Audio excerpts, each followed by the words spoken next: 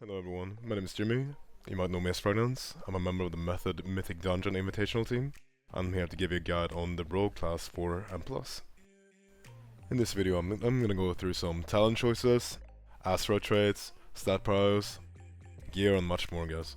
So before I want to jump into the video, I want to let you guys know that some of the things I'm going to talk about will be linked down in the Wowhead video description down below. Alright, so let's get into it.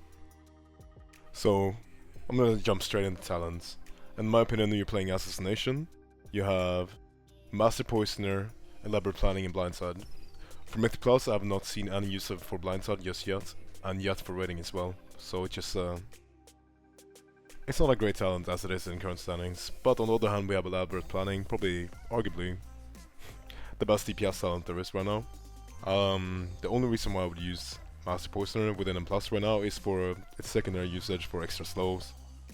Or if you're lacking haste, that would be to keep up Elaborate Planning. For the level 30 row, you have Night Stalker, Subterfuge, and Master Assassin. Right now, the best talent there is Subterfuge, combined with the Astro trait Shrouded Suffocation, which gives you more Garrote damage and 3 common points per usage, but this part of the trait does not stack, but it's mostly about the damage within the trait that you're looking for. Going into level 45 section, we have Vigor, Deeper Surgeon, and Mark of Death. My personal favorite, and I probably would consider it the best for M+, would be Vigor. Even though Deeper Surgeon does give you 5% more finishing moves damage. Regardless, what you're looking for is not finishing move damage, it's mostly Garrotes and bleeds. Vigor gives you plus 50 cap on your energy, and 10% more energy regen. The only thing else that I could probably maybe find useful is Mark of Death, but my choice for sure is Vigor. Mostly because it will allow you to put out all your 3 Garrotes and continue on with your rotation straight after.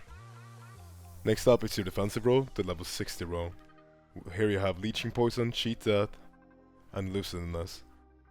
I would say that Leeching Poison has no use in M+. It has its usages, but that is gonna be up to your healer, in my opinion. In really high keys, you can find ways to cheese strats or mechanics with Cheat Death, or Elusiveness to just avoid constant high damage, such as a Hate Call mechanic. And for the 75 talent, you have the C0, more or less. You have Internal Bleeding, which makes the target take a substantial amount of damage over 6 seconds, depending on how many components you use. Iron Wire, increasing Garrote's duration of the silence by 3 seconds, and lowering the damage by 15% for 8 seconds. As well as Prey in the Weak, which increases the target's damage taken if it's stunned for 10%, sorry. In this row, I would definitely just go for Iron Wire, because whenever you just drop your 3 Garrotes on every single pack that you go into, they will deal less damage to the tank, and they will be silenced for 3 seconds, so that's a huge deal in M+, in my opinion. Now coming to the kind of important or interesting part about the talents, in my opinion, which is level 90 row. It is the Venom Rush, Toxic Blade, or Exsanguinate. The thing about this is, Exsanguinate works well with Elaborate Planning, level 15 talents, and Toxic Blade works very well with Elaborate as well. But Toxic Blade versus Exsanguinate, in my opinion, will come down to your Astro trait. If you're heavy on Shrouded Suffocation, like I play my Rogue in M+, I prefer to have Exsanguinate. If you're not heavy built for Shrouded Suffocation, which is your Astro trait, we'll go deeper into this later on, I would play Toxic Blade. I haven't not seen any usage for a Venom Rush yet, because you get enough energy from just putting your dots on the targets. And then we have the last row, the level 100 row of your DPS traits, which would be Poison Bomb, Hidden Blaze, or Crimson Tempest. I've seen a lot of rogues like to play Crimson Tempest, including myself. I've done it, tested in multiple situations. It really comes down to the instance, or the dungeon rather. In an instance such as King's Rest, I would prefer to play Poison Bomb, because it's mostly just big mobs all around. No smallies, or like you're not gonna end up doing a pack of 20s, just because the packs are that difficult in themselves. So for starters, I would probably just play Poison Bomb, and then as you get more used to it, you can probably end up running into Crimson Tempest, which becomes a lot better the bigger the packs. Depending on key, you could also just end up playing Hidden Blades, if you're just looking for the burst damage within this one period of time, but in general, As I'm playing, I'm using Phantom Knight as a builder, and to put out my deadly poison so you regen more energy onto the target so you bleeds onto you. So I have not yet to see the full worth of this. It works well into single target compared to Crimson Tempest, which is pure out AoE. Hidden Blades does just like Poison Bomb, it has a value within single target as well. So that was my view of the talents, guys. Hope you enjoyed it for Assassination Rogue. Going to have a look at sub-rogue talents here. On the level 15 row, we have Find Weakness, Weapon Master and Gloomblade. Sorry, I did not say them in order, but regardless, I said Find Weakness for a reason. It is by far the best talent in M+. I have not much yet to say about the other two talents. One of them seems more like a PvP talent. I've never seen it being used. That would be Gloomblade within PVE so far. Weapon Master does have its usages though in the raid if you're heavily stacked with Blade in the Shadows, the Asteroid traits. Going into level 30 talents, we have Night Stalker, Subterfuge and Shadow Focus. Night Stalker does seem very interesting to me. It's just that if you don't have 5 targets at all times, you will run out of energy so fast. And Subterfuge, I have not yet seen interest in with them playing as sub-rogue. So my best bet for M+ would be Shadow Focus, by far. It helps you with the energy to just stay in dances at most times and to always do damage within your dances. It really comes down to how many targets you have otherwise.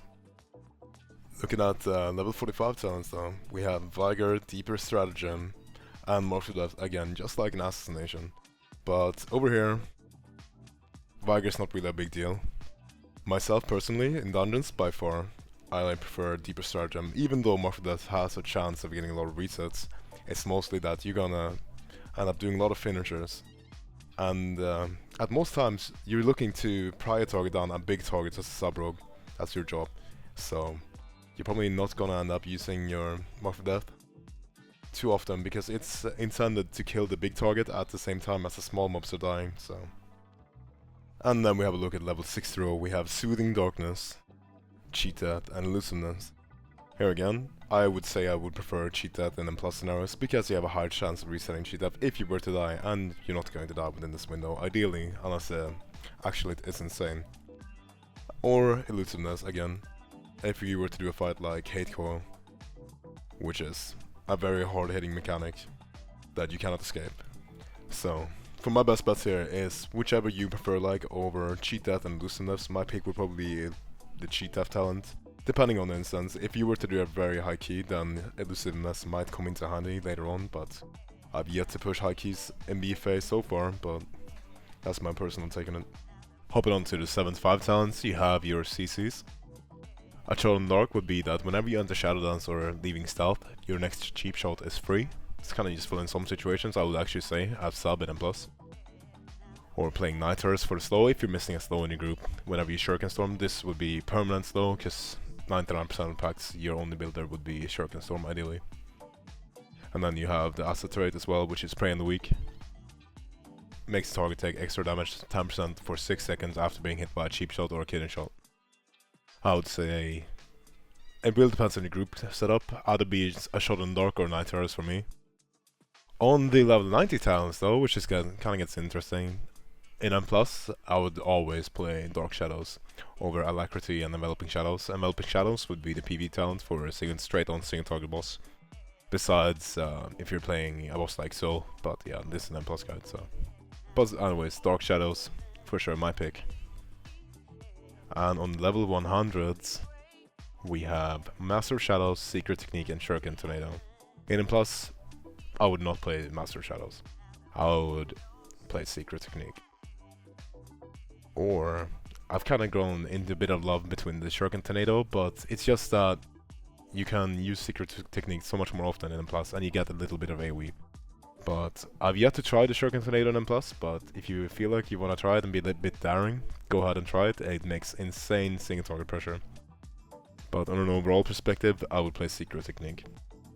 Going into Asteroid pieces, for sub, I would actually say within dungeons, I would prefer anything that just ups your stats in regards. Or a Blade in Shadows. But regardless, your overall stats, such as Archive of Titans, you get this from Mulder, will be more useful than any single target that increases your Shadow Strike or whatsoever, because most of your damage is going to come from your finishing move, Eviscerate, and your overall AoE from Shuriken Storm and Secret Techniques, so That would be my favorite pick. Archive of Titans. Second off, probably one inevitability or Blade in Shadows, for sure. Obviously this depends on what kind of gear you got on and what's Azeroth, the actual item level of the pieces. I would say the highest item level would be your best bet, because just the way how Sab works, it's not as demanding as Asa would be with the Shrouded Suffocation traits. So, gonna head over into Assassin Azeroth pieces here. Same kind of as they've kind of done some minor changes to Shrouded Suffocation, a slight nerf, but still I would say by far the best talent for M+. Considering, well, it comes down to how big the packs you're gonna pull. At some point, Assassin really gets outweighed by Sub-Rogue if you're pulling 5+ packs every time. Or by Outlaw Rogue, but that's a straight on AoE class. But either way, for the Azeroth traits, I would also use to go for the Archive of Titans or Shrouded Suffocation. Ideally, Shrouded Suffocation with high item level pieces, but this is kind of hard to farm. You need to get it in your Azeroth boxes. That will be your M+ chest at the end of each week. Or there is one Shrouded Suffocation chest from Fetid, Devourer, Unheroic or Mythic, or normal mode difficulty. But that will be my favorite picks for this spec if you're going to be running M+ as Assassin Rogue. Looking into Assassin stat weights in terms of gearing, in general for rating, I mean, this guide is heavily emphasized on M+ regardless, but my stat weights is that my haste is my strongest stat into agility and then crit. Now this is personal for me. I know it's a guide and I'm supposed to be pointing everything out for you, but the most important thing you can do about any character is that you sim your own character. You can do that on any website such as Raidbots or download the Simulation Craft tool. But a general guideline for Assassin within M+, I would say maybe even ditch some of the haste you have and go more into a heavy crit and mastery build. Because you're going to have a lot of energy regardless, because you're dotting the packs so much and you're not really playing a single target spec here. And as for sub, it kind of relies the same way. You kind of, in raids, you need a bit more haste, depending what talents you play. When you're playing Secret Technique, you're going to be a bit more haste dependent, but when you have adequate amount of targets, let's say 5 to 6 targets within each pack that you go, you're not gonna be in need of haste, so that's when Mastery really starts shining for sub-rogues, especially crit as well. But first off, Mastery for a sub-rogue into crit. So we want to speak a bit about single target opener here, and rotation in itself. I'm going to be describing the Exsanguinate build of playing Assassin. So, as you go into the boss, try and get stealth off. And then, if you can open from stealth, your following moves would be Garrote, Rupture, Garrote, Mutilate, Rupture. Going into Vendetta, and then Exsanguinate. Before you press Exsanguinate, if you have any haste trinket or haste effect, by being example Troll, make sure you use them, because it will up the tick rate of your bleeds onto the target, giving you more energy and more damage. Now, depending on the fight length, you will decide if you're going to keep on using Exsanguinates off cooldown or to hold for 1 minute in case you have Gate Callers as a trinket or to line up with the next Vendetta. But in general, you want to keep Exsanguinate off cooldown, and then your next Vendetta will be around 2 minutes and 20 seconds into to match up with your 4th Exsanguinate. Let's talk about sub-opener. But 1 second before you pull the mob or the boss, you're going to use Shadow Blades and your potion, and your opener would be Shadow Strike into Nightblade, popping immediately after Symbols of Death, and Shadow Dance, and carrying on doing Shadow Strikes until you reach max com points, or 1 away, so you don't waste Shadow Dance uptime looking for more com points. Then you just do your finish moves, either Secret Technique or Eviscerate, depending on how you respect. During this time, I'm just going to keep on using dances, max 2. That will be, I'm not going to go for a third, because you will get a second one, and well, the third one coming down from cooldown resets, just by dancing. I'm going to hold my third one for my next symbols. I'm just going to use a Vanish in between to put Find Weakness onto the target, so I can keep on doing stronger backstabs. And after that, you're pretty much out of dances and symbols, and then you're just going to let it roll. Keep up your Nightblade, keep doing your finishers, till next time you set up for the next symbols and dance. So how to AoE as Assassin? It's not really an AoE kind of, it's more of a you cleave and then you AoE. Going into targets, you would do triple Garrot because that'll be your limit of Subterfuge. Right now there's a bug in the game, if you do a 4th Garrot outside of Subterfuge window, those speeds are going to lose the effect of your Astro traits and the Subterfuge talent. So looking besides that, if they fix it, you just go on to doing more Garrots. Either way, right now, you go into doing your first Rupture. Or if there's 5+ targets, I would say, my own experience, or 4. It's a bit iffy. If you're playing Crimson Tempest, that would be your spell to go to. Either way, I don't really play Crimson Tempest too often. I play Poison Bomb. I would go for a Rupture, just to get more energy out of it. So you can go on doing your Phantom Knife spam, and doing more Ruptures, and eventually doing your Envenom to just get more deadly poisons up. But your key thing would be to have Ruptures up on targets rather than Envenom, depending on the not the fight length, but the HP of the mob. If it's about to die, you don't really need to have Rupture. But let's say, bring you a scenario. We're playing in Plus. It's a pack of 6, and you're not allowed to do your 4th Garrot in the game's current standing. But regardless, you have cooldowns, and you have enough time between the boss and to use your cooldowns on time. Then my opener would probably be something like this. Garrot, Garrot, Garrot. Now we're talking 6 targets, so there's still 3 targets that doesn't have Garrot yet. I will land the Rupture onto the main target that I want to be focusing on.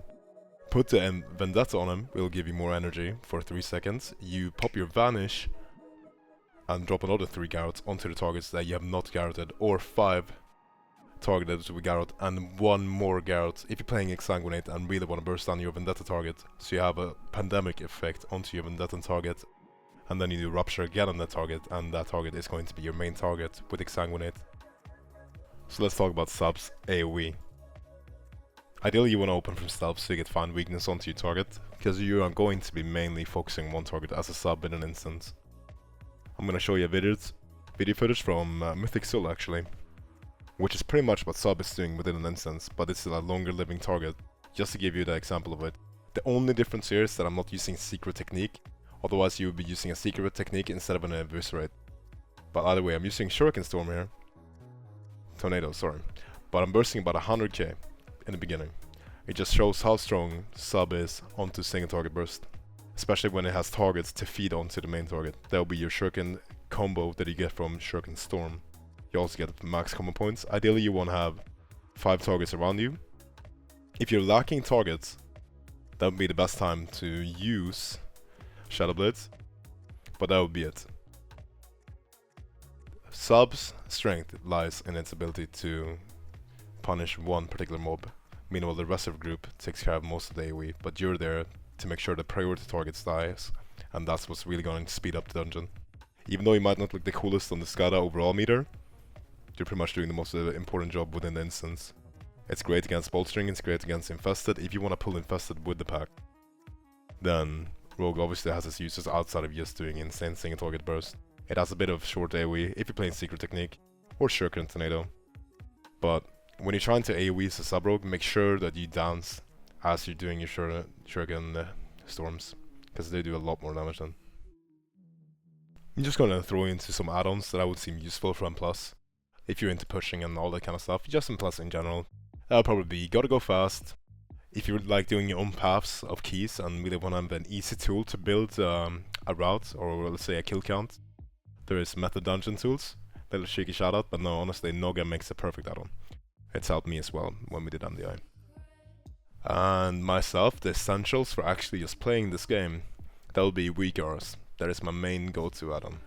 So, and then I would prefer, even though it might seem a bit cheeky, any SCADA or details, an add-on that tracks damage so you can see the performance of a group, but it's probably like an add-on most people have, but it's also a tool. It's a fast Warcraft logs, honestly. If you know how to use it, there's probably guides out there, but it's a very good add-on in my opinion.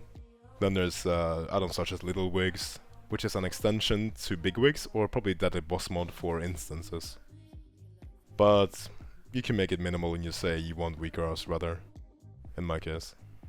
Once you actually play enough, you will probably find yourself used to how most of the mechanics plays out regardless. Okay boys, this covers about everything that I would say about Rogues and M+, into a general degree. Again, this was Fragnance, on behalf of Method and the IAU team. If you got some more questions, step on my stream, twitch.tv/Fragnance. You'll find it in the video link down below. And yeah, maybe you can see some plays out there and how I actually do play out the dungeons. So, thank you all so much for watching and have a great day.